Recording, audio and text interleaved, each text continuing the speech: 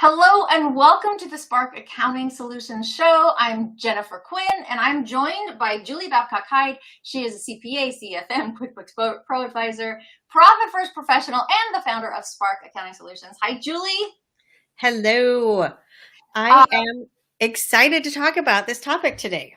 I am too, because I love strategies. I love strategies for anything. I think it's so good to have a roadmap. So let's talk about the 5 strategies to help destroy debt in your small business. Perfect. So debt can be a real challenge for people. Yeah.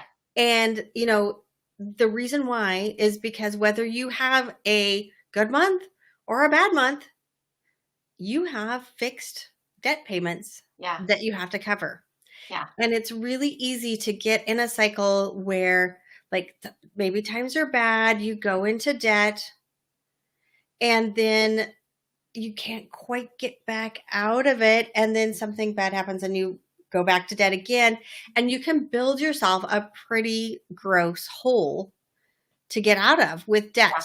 Yeah. And so kind of talking through these strategies, I think is important because it can be hard and it can be depressing and it can be overwhelming to get out of it if you don't have a plan and a strategy.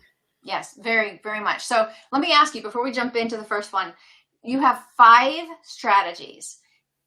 Can people choose one to implement, or do they need to implement all of them? I would say pretty much everything on this list there's a couple that are optional, but there's a few things that you have to do. And as we go through these strategies, I will be like, you have to do this, or you have to pick this or the next option. So yeah. Perfect. Okay, perfect. So number 1 is commit to a debt freeze. All right. What's that all about? Okay. So the only way to get out of debt is to commit to not getting into any more. This is not optional. If you want to get out of debt, you have to get to a point where you're like, no more. How do we get out of this? And this is especially important if you're in a line of credit or you have a ton of credit card debt or something like that, where you've got revolving debt that you just keep growing each month. You have to stop. Now, it can be hard. It can be very hard to stop because you're in this hole and you don't know how to get out of it. And so when you make this commitment to a debt freeze, you may have to also make some very hard decisions that go along with it. How do we do this? We're always $10,000 short a month. I'm going $10,000 more into debt every month. Maybe it's $1,000, maybe it's $2,000, whatever that number is. You are going to have to find a way to cut your costs to cover what you're going into debt each month if you're going further in debt each month. So when you commit to this debt freeze, you have to figure out how do you stop? What can you cut? Make some hard decisions. It's not going to feel good. I'm not going to lie to you. This is the most painful part of this because you have been operating your business at a loss, at a cash flow loss. And the only way to stop that is to find a way to reduce your outflows. So that is the debt freeze. It is not fun. The other question that comes up here, let me ask you this question, Jennifer. Uh-oh. How many monthly subscriptions do you have that are on a credit card that are recurring? Yeah. Too many. And do you know how often I tell myself when I see it come up, I'm like, oh yeah, that's right, I got to do that. And then I don't do it. Yeah. Yeah. So 2 things on that. One, some of those subscriptions are absolutely necessary. We need them. But if we put them on a credit card that allows us to let that grow, we have this debt freeze may not work. And so what I want you to think about with this is, what stuff do you have that you need? What stuff do you have that you could do without for a little while so you could get through this debt freeze period? You could start working towards paying down your debt. And then do you have another option to pay them? Can you put them on a debit card?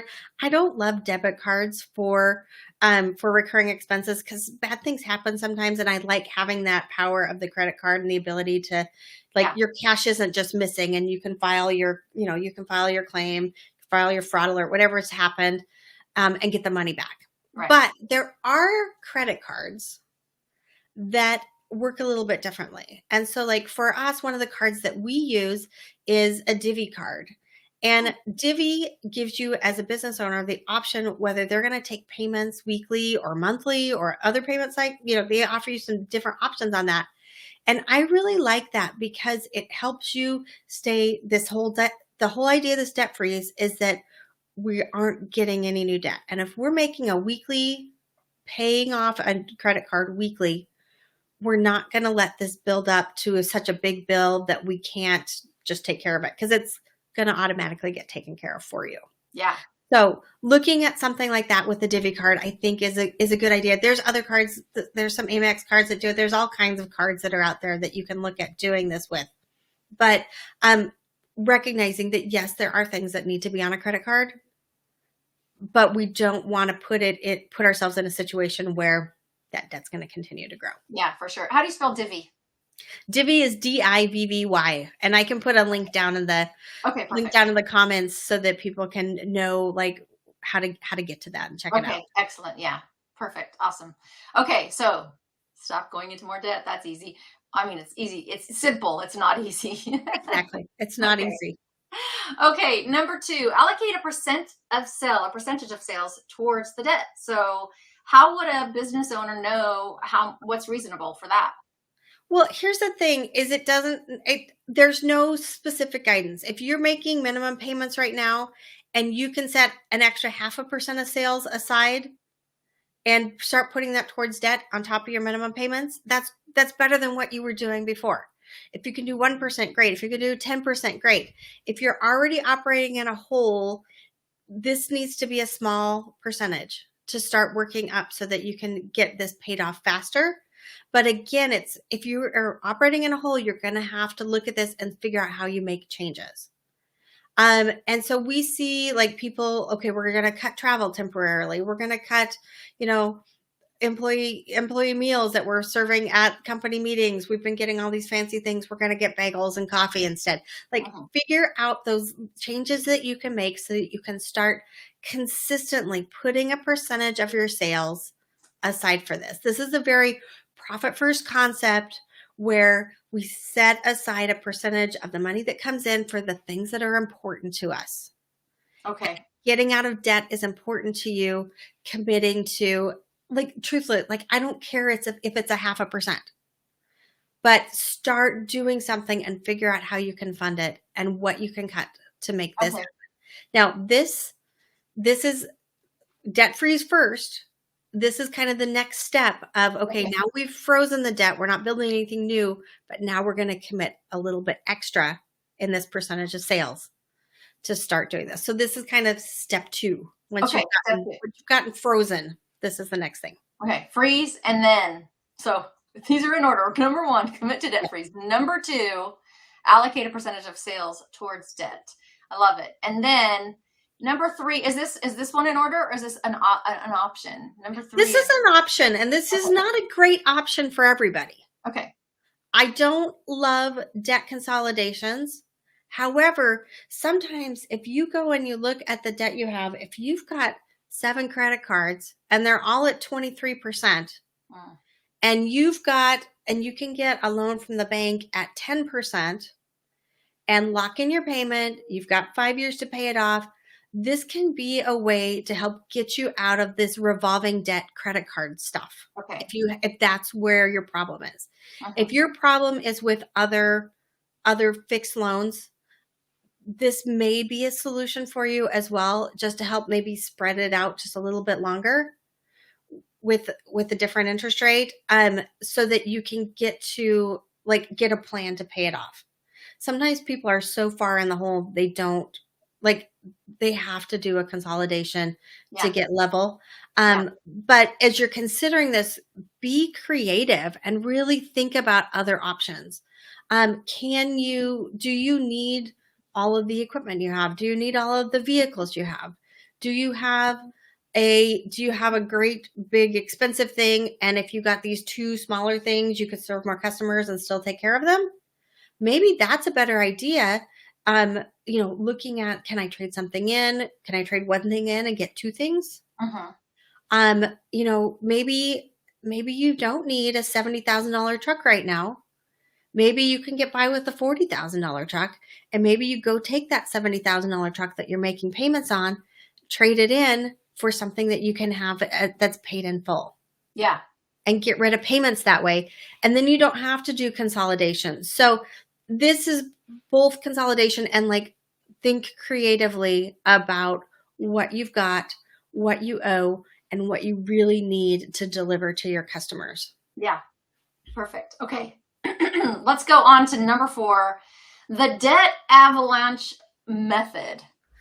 So there's going to be 2 primary ways people tell you to pay off debt. Okay, perfect. The debt avalanche method, and then the next one we're going to talk about is the debt snowball method. The avalanche method makes the most sense on paper. Okay. So if you ask, somebody that's very analytical and is just all about the numbers, they're going to tell you this is the way to go. The strategy with the debt avalanche method is that you focus on paying down your highest interest rate first. Okay. Because that's going to save you the most cost in interest. This makes perfect sense, right? Yeah. Tracking. Yes. Yeah. So like if you got 20% interest on some money and you got 5% interest on the money, get the most expensive stuff paid off first. Yes. It all makes sense, but here's the problem. Okay. The nice thing about the debt snowball method, and we'll talk about this a little bit more, is that it's easier to get wins. So we know that psychologically winning, having a success helps us keep going. So much. Yeah. And if you can find a way to make the debt avalanche into a win, like feeling a win of like, ooh, I brought that down this, and now I save this much money in interest. If you can turn this into a game and a win for you that you can feel consistently, you will probably stick to this. But a lot of people using the debt avalanche method give up. Yes. And we don't, like, if we want to get out of debt, you can't give up. You got to keep going. Yeah. So let's talk about the debt snowball method as an alternative. And this is what, most people that do debt coaching will push you towards this payment reduction method.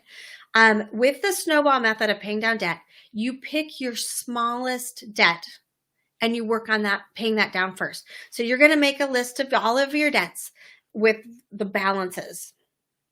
And whichever one is the smallest, you're going to put any extra money that you have towards paying that down. You're going to pay minimum payments on these other guys. And if you used to be paying $350, but the minimum payment's only $250, you're going to take that $100 and you're going to apply it to the lowest balance one. And when that loan gets paid off, if you were paying $450 a month on that, you're going to take that $450 and you're going to apply it to the next lowest balance. And you can see that like you're going to get progress quickly and have wins to celebrate as you get each of these things paid down. And so that's important psychologically to keep you moving in anything you do, having those wins. So I'm really thinking through that list. When you're doing the avalanche method, you're going to make your list and you're going to list your balances and your interest rates. You're going to take that same list for the snowball balance and you're going to do low to high on the balance. For the avalanche method, you do high to low on the interest rate. And so pick which one of these 2 strategies makes the most sense to you. And then go for it and start the process. Step 1, you got to commit to the freeze. And then you've got to make a strategy to start moving forward one way or another to get those debts paid down. Yeah. So let's just review. Number 1 and number 2 are not optional. No. Well, number 2 could be optional, but as a Profit First professional, I really encourage people to do number 2 as a strategy because it helps you get a consistent commitment to this. And if your business is growing, it means you're automatically going to be allocating more towards paying down debt. Okay, awesome. So you mentioned Profit First. Let's talk about that for a minute. So tell us about Profit First, and then at the bottom of the screen, there's a way for people to grab the first, just the 5 core chapters. So Profit First is a book written by Mike Michalowicz. It's a cash management system for small businesses to really help them figure out and be strategic about where their money gets spent. In Profit First, we prioritize profit first, paying the owner, making sure you have money for taxes, and then figuring out how to reverse engineer your business to operate on what money is left over. This helps us avoid getting into debt in the first place. And if instead, like if you're already in debt, you can use this to help you figure out like how much money do we really have? And in your operating expenses, you'll have a line item to get the debt paid off. And so Profit First, love it. Depending on whose numbers you listen to, 67 to 82% of small businesses fail because they run out of cash.